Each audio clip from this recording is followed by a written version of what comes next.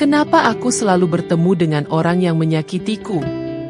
Mari kita simak sebuah kisah nyata seorang perempuan yang memilih pulih dari luka batin. Namaku Sinta. Usiaku 32 tahun. Dan seumur hidupku, aku hanya punya satu keinginan sederhana, dicintai tanpa harus terluka. Tapi kenyataannya, setiap orang yang datang dalam hidupku selalu meninggalkan luka yang sama. Luka yang mengajarkanku cara bertahan, tapi tak pernah mengajarkanku cara mencintai diriku sendiri. Aku merasa seolah-olah semesta mempermainkanku. Setiap orang yang datang selalu membawa luka, bukan cinta. Aku memberi hati tapi yang aku terima hanya hancur berkali-kali. Lalu apa aku memang ditakdirkan untuk disakiti? Aku tumbuh dalam keluarga yang terlihat baik dari luar. Ayahku seorang yang dihormati, ibuku wanita yang kuat. Tapi di dalam rumah, cinta seperti barang mewah. Aku terbiasa ditegur karena kekurangan. Aku jarang dipeluk, apalagi dipuji. Sejak kecil aku belajar bahwa untuk dicintai, aku harus sempurna.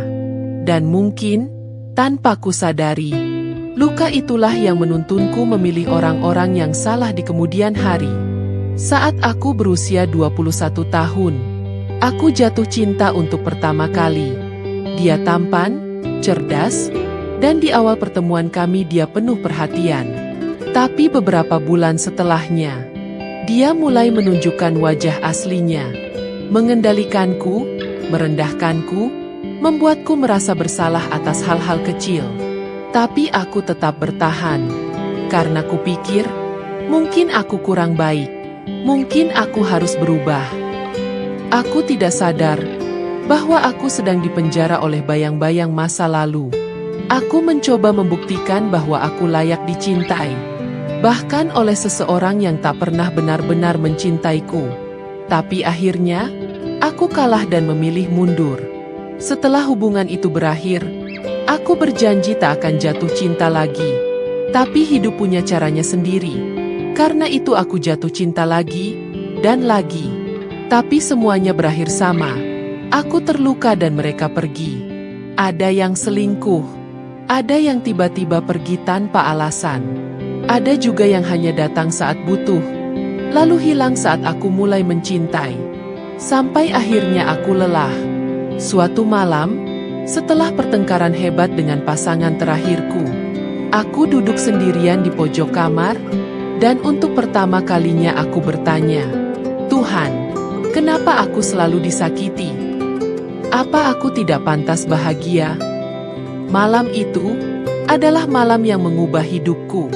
Bukan karena seseorang datang menyelamatkanku, tapi karena untuk pertama kalinya, aku menyelamatkan diriku sendiri. Aku pergi ke psikolog. Aku mulai menulis jurnal. Aku menggali masa lalu, menghadapi luka lama, dan menangis berkali-kali. Dan perlahan, aku sadar, bukan cinta yang salah, tapi aku belum benar-benar mengenal diriku. Aku belum bisa berkata tidak dengan tegas. Aku belum pernah mencintai diriku tanpa syarat. Dan Tuhan tidak pernah ingin menyakitiku. Dia hanya ingin aku bangun dan pulih dari semua keyakinan palsu tentang cinta yang dulu kutelan mentah-mentah. Tahun berikutnya, aku hidup sendiri. Sendiri, tapi tidak kesepian. Aku pergi ke tempat yang dulu aku hindari. Aku menonton film tanpa harus ada yang menemani. Aku tertawa lebih lepas, menangis lebih jujur. Dan saat itu, tanpa aku cari, seseorang datang. Bukan dengan janji-janji manis, tapi dengan kehadiran yang tenang. Dia tidak menyelamatkanku, karena aku sudah menyelamatkan diriku sendiri. Sekarang aku tahu, Tuhan tidak pernah mengirim orang-orang yang salah ke hidupku. Dia hanya mengirim guru, agar aku belajar mengenali luka, mengenali diri sendiri, dan akhirnya, menemukan cinta yang tidak menyakitkan. Jadi aku tidak lagi bertanya, kenapa aku selalu bertemu dengan orang yang menyakitiku? Karena aku tahu, Tuhan sedang mengajariku untuk kuat dan untuk pulih. Assalamualaikum sahabat jiwa. Selamat datang di ruang renung ini. Jika kamu merasa tersentuh dengan kisah-kisah yang menyuarakan isi hati, jangan lupa untuk subscribe, like, dan tinggalkan komentar. Karena mungkin, kisahmu juga bisa menyentuh hati orang lain yang sedang terluka. Baiklah, mari kita coba ambil makna dan pelajaran berharga dari kisah di atas. Pelajaran pertama, pahami pola berulang. Kadang, hidup terasa seperti lingkaran yang tak berujung. Kita jatuh cinta, lalu dikhianati. Kita bangkit lalu mencoba lagi. Tapi yang datang berikutnya, sama saja. Berbeda wajah, berbeda suara, tapi luka yang ditinggalkan terasa familiar. Seolah-olah kita sedang terjebak dalam pola yang tak bisa kita pecahkan. Lalu, pernahkah kita diam sejenak? Bukan untuk menyalahkan diri sendiri, bukan untuk menyalahkan orang lain, tapi untuk mendengar suara yang pelan dari dalam hati, karena bisa jadi, Tuhan bukan sedang menghukummu, Tuhan hanya sedang mengajarimu. Sadar atau tidak, seringkali kita tidak jatuh cinta pada orang yang baik. Hal itu disebabkan karena jiwa kita mengenal luka. Dan terkadang, kita lebih memilih rasa yang sudah kita kenal. Meski itu menyakitkan, kita mengulang pola yang sama, karena bagian dari diri kita belum selesai berdamai dengan masa lalu.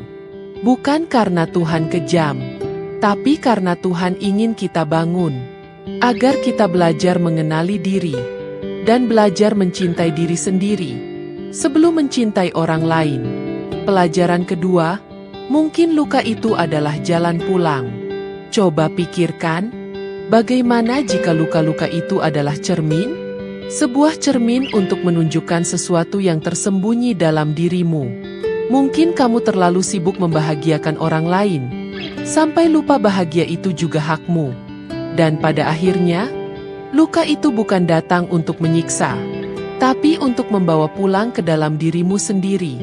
Agar kamu berhenti mencari validasi dari luar. Agar kamu tahu bahwa kamu layak dicintai, tanpa harus terluka lebih dulu. Selanjutnya, mari kita coba melihat makna dari kisah nyata tersebut. Makna pertama, kita menarik apa yang kita yakini. Jika kita tumbuh dengan luka yang belum disembuhkan, maka tanpa sadar kita akan terus tertarik pada hubungan yang mencerminkan luka itu. Bukan karena kita lemah, tapi karena jiwa kita ingin menyelesaikan sesuatu yang dulu tak sempat selesai. Artinya, sembuhkan luka masa lalu. Karena jika tidak, kita akan terus mengulang bab yang sama dengan karakter yang berbeda. Makna kedua, cinta sejati tidak pernah menyakitkan. Banyak dari kita tumbuh dengan keyakinan bahwa cinta itu harus penuh pengorbanan, harus bertahan meski tersakiti. Padahal, cinta yang sehat tidak menuntutmu untuk kehilangan jati dirimu. Artinya, belajarlah membedakan antara cinta dan keterikatan yang merusak. Makna ketiga, Tuhan tidak pernah menghukum, tapi mengarahkan. Kenapa kita terus dipertemukan dengan orang yang salah? Karena Tuhan sedang mengajarkan kita untuk bisa lebih mengenal diri sendiri dan belajar mencintai diri lebih dulu. Artinya, luka kadang adalah bentuk kasih sayang Tuhan yang paling jujur. Karena lewat luka, kita dipaksa untuk bangun. Lalu, bagaimana agar kita bisa menghindar dari orang yang ingin menyakiti? Pertama, kenali pola luka dalam diri. Tanyakan pada diri sendiri, apa pola hubungan yang sering terjadi dalam hidupku? Apakah aku sering mengabaikan tanda-tanda peringatan? Cara mengetahui pola luka dalam diri adalah dengan menuliskan kisah relasi masa lalumu dalam jurnal. Lalu lihat polanya, dan di sanalah awal perubahan dimulai. Kedua, belajar menetapkan batasan. Orang yang sering disakiti biasanya kesulitan berkata tidak. Mereka terlalu takut kehilangan, hingga rela mengorbankan harga diri. Jadi mulailah berkata tidak pada hal-hal yang tidak nyaman. Ingat, menolak seseorang bukan berarti kamu jahat. Itu tanda kamu mencintai dirimu sendiri. Ketiga, jangan terburu-buru menaruh hati. Cinta yang tulus tidak terburu-buru. Jika seseorang terlalu cepat ingin masuk ke dalam hidupmu, terkadang itu bukan cinta, tapi manipulasi terselubung. Jadi, pelajari karakter seseorang lewat waktu. Jangan hanya percaya pada kata-katanya, tapi perhatikan konsistensi tindakannya. Keempat, dengarkan intuisi. Jika kamu merasa ada yang aneh, tapi kamu tetap bertahan, itu artinya kamu sering mengabaikan intuisi. Jadi, mulai sekarang latih kepekaanmu terhadap suara hati. Jika ada rasa tidak nyaman yang terus-menerus, jangan abaikan. Itu bukan perasaan lemah, tapi itu peringatan dari dalam. Kelima, cintai dirimu terlebih dahulu. Ini bukan kalimat klise. Ketika kamu mencintai dirimu, kamu tidak akan membiarkan siapapun memperlakukanmu lebih rendah dari yang kamu pantas terima. Jadi, rawat dirimu, jaga mentalmu, jaga jiwamu. Orang yang mencintai dirinya akan tahu siapa yang layak diperjuangkan dan siapa yang harus dilepaskan. Lalu, kesimpulan apa yang bisa kita ambil?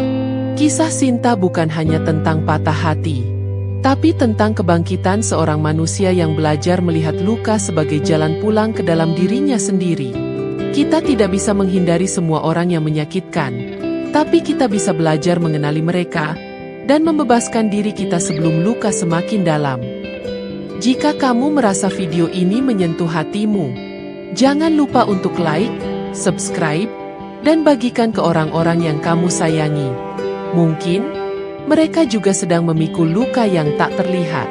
Tulis di kolom komentar, "Aku layak dicintai tanpa luka."